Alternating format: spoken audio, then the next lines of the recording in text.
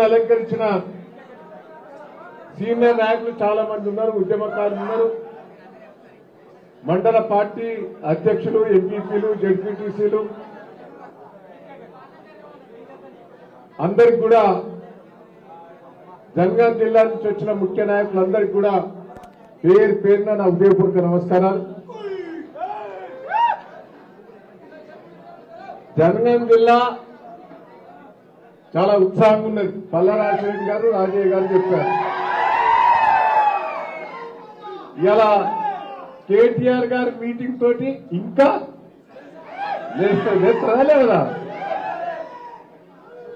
దయచేసి మనం జూబ్లీస్ ఎన్నికల్లో పోయినాం అనేది కొద్దిగా మీకున్నది.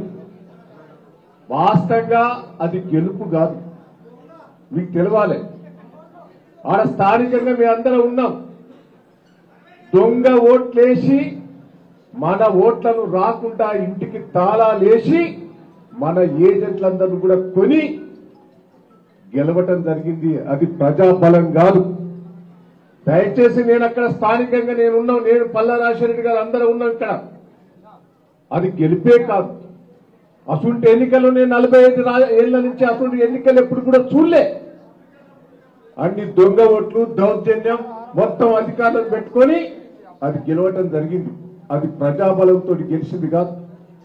అన్ని పార్టీలు ఏకమైన టీఆర్ఎస్ పార్టీ గెలిస్తే బాగుండదని ఏకమై రేవంత్ రెడ్డి గారికి అది ఓడిపోతే ముఖ్యమంత్రి సీటు పోతుందనే భయంతో ఢిల్లీ వాళ్ళు పెట్టినదంతా భయంతో 100 కోట్లు ఖర్చు పెట్టి గెలిచారు. అది గెలుపు కాదు.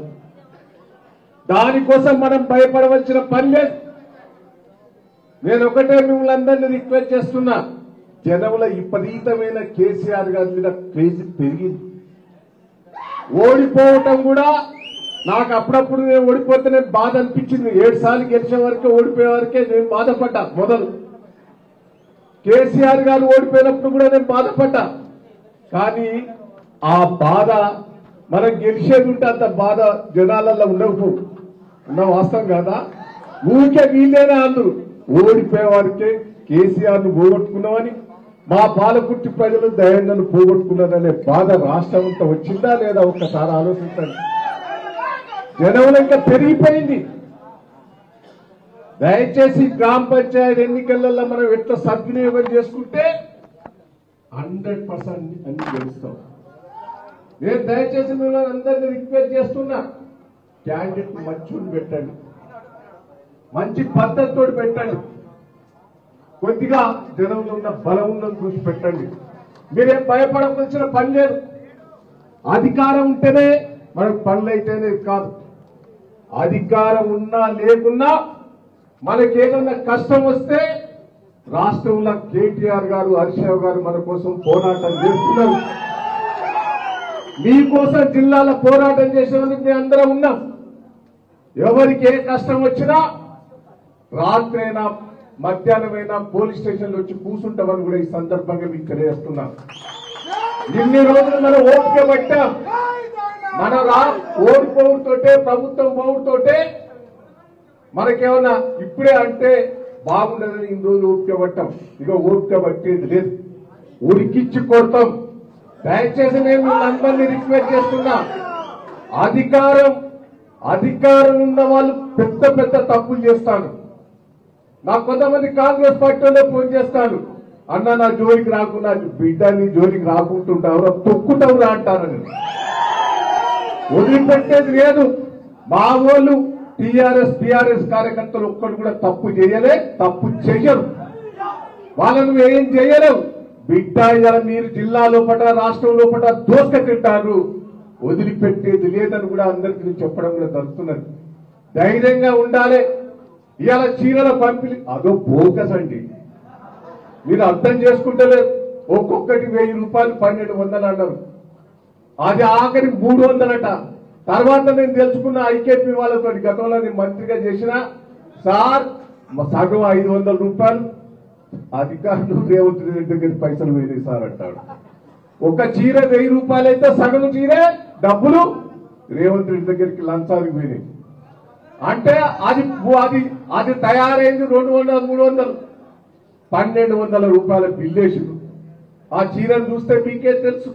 అది కూడా మళ్ళా నేను తెలుసుకున్నా, ఐకేపీ రాష్ట్ర కమిటీ తీర్మానం చేసి బ్యాంకు లోన్ తీసుకొని 1200 మంది మళ్ళా మహిళలే కట్టాలట. ఒక్కొక్క చీరకు 300 రూపాయలు దొరికే చీరకు 1200 రూపాయలు వాళ్ళ లోన్ల అకౌంట్ల రేపు ఫిక్స్ అవుతుంది. 450 కోట్లు లోన్ తీసుకున్నాడట. దయచేసి ఇది వేరే వాళ్ళకి ఎందుకు ఇస్తలేరు చీరలు? అలా సభ్యత్వం ఉన్నోనికే ఇస్తారు. అది అర్థం చేసుకుంటారా లేదా మీరు? వేరే వాళ్ళకి ఇస్తే లోను అందవుతుంది. ఐకేపీ దాంట్లో ఉన్నోళ్ళకే ఇస్తారు. దయచేసి అవి ఫోకసే. రేవంత్ రెడ్డి చెప్పే దాంట్లో ఏదన్నా నిజమో పడ్డదా మీకు? బీసీలది మోసమే, చీరలది మోసమే, రైతులకు బోనస్ ఇస్తారన్నాడు మోసమే, రైతు బంధు 2 సార్లు ఎగ్గొట్టిండు.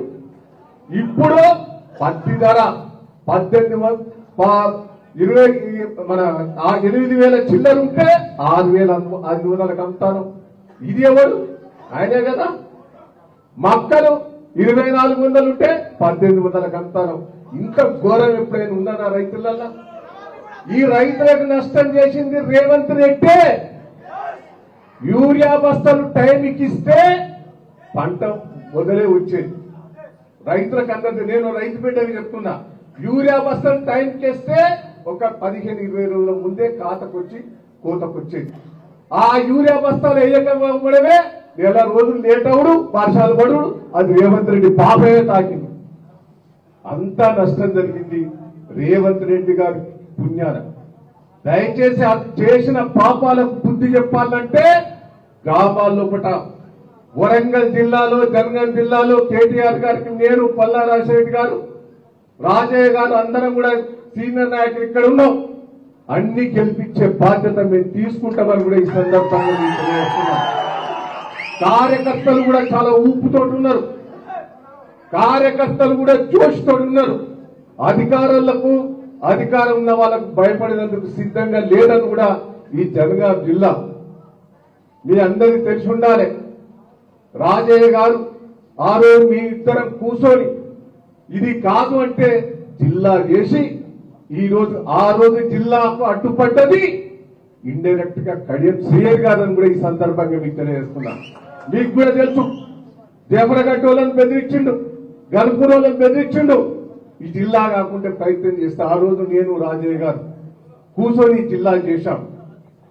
కేసీఆర్ గారు ఒప్పించాం.